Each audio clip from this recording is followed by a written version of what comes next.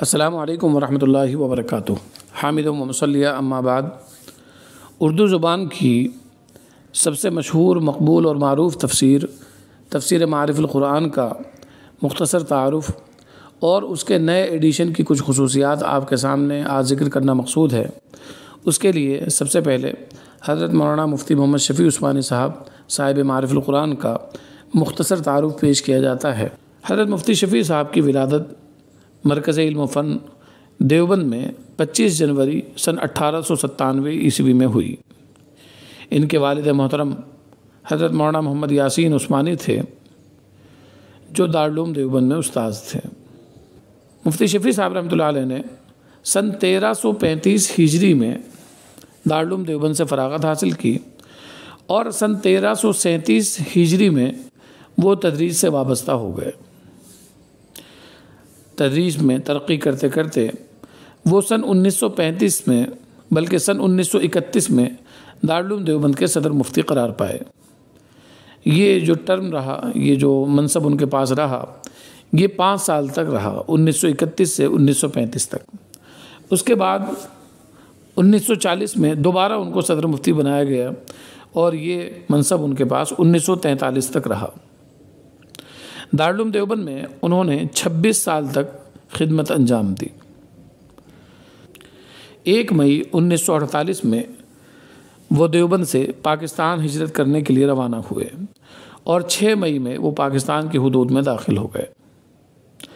وہاں پر انہوں نے سن 1951 میں دارالعلوم کراچی کے نام سے ایک عظیم الشان ادارے کی بنیاد ڈالی، جو یقیناً اس وقت ایک نومولود اور نوخیز ادارہ تھا، لیکن آج پورے پاکستان میں بلکہ پورے عالم اسلام میں اس کو ایک معتبریت اور سند اور اعتبار حاصل ہے۔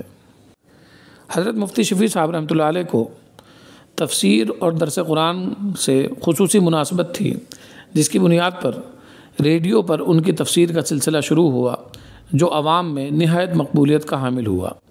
یہ سلسلہ 1954 سے 1964 تک تقریباً 11 سال تک مسلسل جاری رہا، جس میں منتخب آیات کی تفسیر کی حضرت مفتی شفیع صاحب رحمۃ اللہ علیہ نے اور 13 پارے اس 11 سالہ مدت میں مکمل ہوئے۔ یہ سلسلہ 1964 میں موقوف ہو گیا۔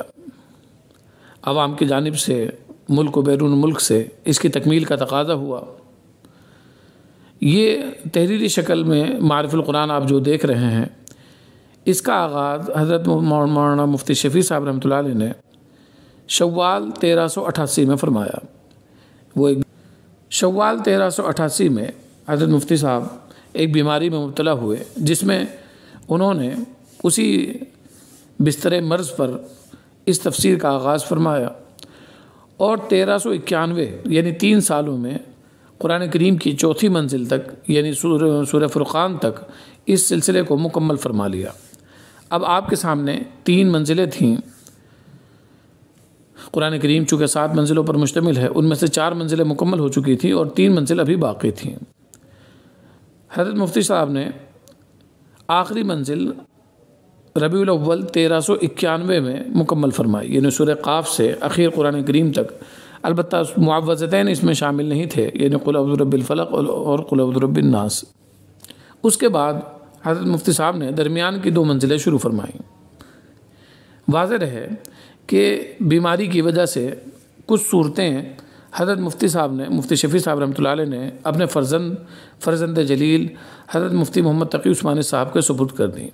چنانچہ سورہ صاد، سورہ صافات اور سورہ زخرف، یہ 3 صورتیں موجودہ شیخ الاسلام حضرت مولانا مفتی محمد تقی عثمانی دامت برکاتہم نے مکمل فرمائی ہیں۔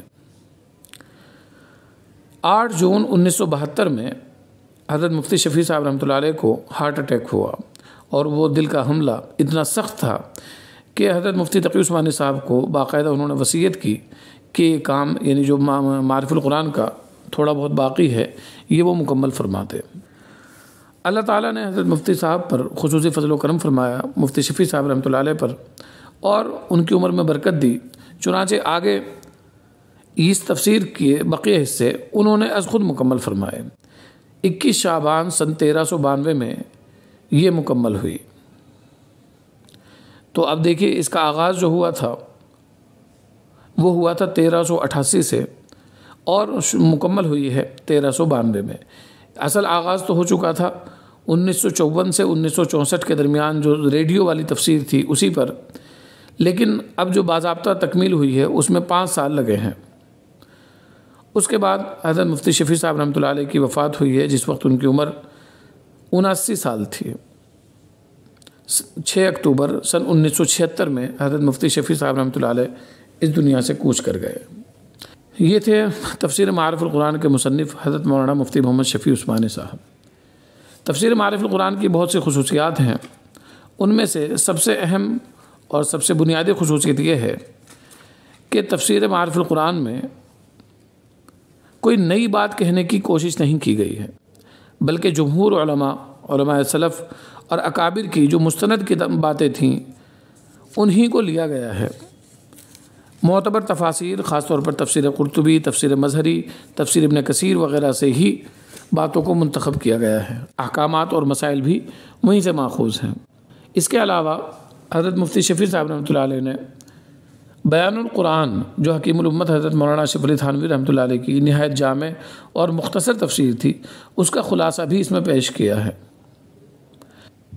قرآنی آیات کا ترجمہ حضرت شیخ الہند مولانا محمود حسن صاحب دیوبندی رحمۃ اللہ علیہ کے ترجمے سے ماخوذ ہے، اور اس کے بعد معارف و مسائل کے عنوان سے حضرت مفتی شفیع صاحب ہر آیت کے تحت کچھ علم و حکمت کی باتیں، کچھ مسائل وغیرہ پر روشنی ڈالتے ہیں۔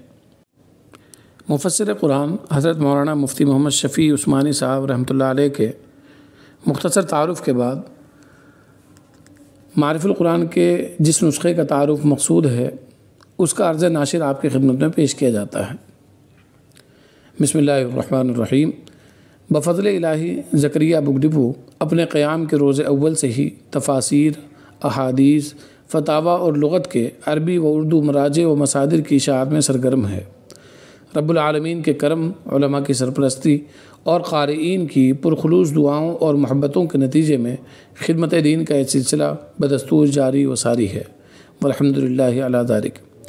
یقیناً قرآن کریم کی کسی بھی طرح کی خدمت ہر مومن کے لیے ایک بڑی سعادت اور خالص توفیق الہی کا مظہر ہے۔ متعدد عربی و اردو تفاسیر شائع کرنے کے بعد ادارے نے مفسر قرآن حضرت مولانا مفتی محمد شفیع عثمانی صاحب قدس سرہ کی نہایت مقبول کتاب تفسیر معارف القرآن کی جدید کمپیوٹر کتابت کا عزم آج سے تقریباً 7-8 سال قبل کیا تھا۔ اس وقت تک بازار میں اس کا فقط دستی کتابت والا نسخہ دستیاب تھا۔ کمپوزنگ اور تصحیح کے مراحل سے گزرتے مارکیٹ میں معارف القرآن کا جدید ایڈیشن ما آسان ترجمہ قرآن شائع ہوا اور دیکھتے ہی دیکھتے مقبول ہو گیا۔ اس نسخے کی 3 بنیادی خصوصیات تھیں۔ نمبر 1، شیخ الاسلام حضرت مفتی محمد تقی عثمانی مدظ اللہ کے آسان ترجمہ قرآن کی شمولیت۔ نمبر 2، مکمل تفسیر کو حضرت شیخ الاسلام مدظ اللہ کی درخواست پر حضرت مولانا محمد حنیف خالد صاحب استاد دارالعلوم کراچی نے از اول تا آخر پڑھ کر جہاں غلطی محسوس کی اس کو درست کیا۔ نیز تفسیر میں جہاں جہاں دوسری آیات مذکور ہیں ان کی صورت اور آیت نمبر کا حوالہ درج کر دیا۔ اس کے علاوہ آیات قرآنی اور احادیث پر حرکات لگا دیے۔ نمبر 3، احادیث اور تفسیری عبارتوں کی حاشیے میں تحقیق و تخریج، نیز فارسی اشعار کا ترجمہ۔ تخریج کنندہ حضرت مولانا طاہر اقبال صاحب استاد دارالعلوم کراچی۔ چنانچہ ہم نے افادے کی خاطر ان تینوں خصوصیات کو اپنے نسخے میں جوں کا توں شامل کر لیا ہے۔ نیز طلبہ مدارس کی ضرورت کو سامنے رکھتے ہوئے آسان لغات القرآن مولانا بدر الاسلام قاسمی استاد جامعہ امام محمد انور شاہ دیوبند کو بھی اس کا ایک اہم حصہ بنا دیا ہے، جس میں قرآن کریم کی لغت آسان اور سہل انداز میں پیش کرنے کی کوشش کی گئی ہے۔ عموماً تفسیر قرآن کی اشاعت میں تصحیح اور پروف ریڈنگ ایک بنیادی مسئلہ رہتا ہے۔ چنانچہ ہم نے متن قرآن کریم کی تصحیح کے لیے شیخ القراء حضرت مولانا قاری ابوالحسن اعظمی سابق استاد دارالعلوم دیوبند اور حضرت مولانا قاری محمد آفتاب امروہوی استاد دارالعلوم دیوبند سے رجوع کیا۔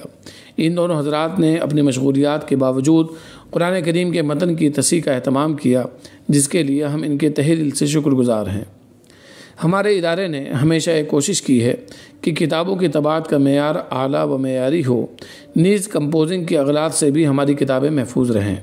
چنانچہ معارف القرآن کے اس نسخے کی 5 مرتبہ پروف ریڈنگ کی گئی ہے۔ مکمل اطمینان ہونے کے بعد ہی کتاب اشاعت کے مرحلے میں پہنچی ہے۔ اس کے باوجود اگر آپ کو کتاب میں کہیں کوئی واضح غلطی نظر آئے تو براہ کرم ادارے کو مطلع کریں تاکہ آئندہ ایڈیشن میں اس کی تصحیح کا اہتمام کیا جا سکے۔ ہم آپ کے شکر گزار ہوں گے۔ اخیر میں بندہ آپ حضرات سے پوری امت مسلمہ بالخصوص اپنی رفیق حیات کے ایصال ثواب کی درخواست کرتا ہے جو اس کتاب کی اشاعت سے کچھ عرصہ قبل رمضان المبارک میں وبائی مرض کا شکار ہو کر خالق حقیقی سے جا ملیں۔ اللہ تعالیٰ ان کی قبر کو نور سے منور فرمائے اور ہماری ان خدمات کو اپنے محبوب نبی اکرم صلی اللہ علیہ وسلم کے صدقہ طفیل میں قبول فرمائے، آمین۔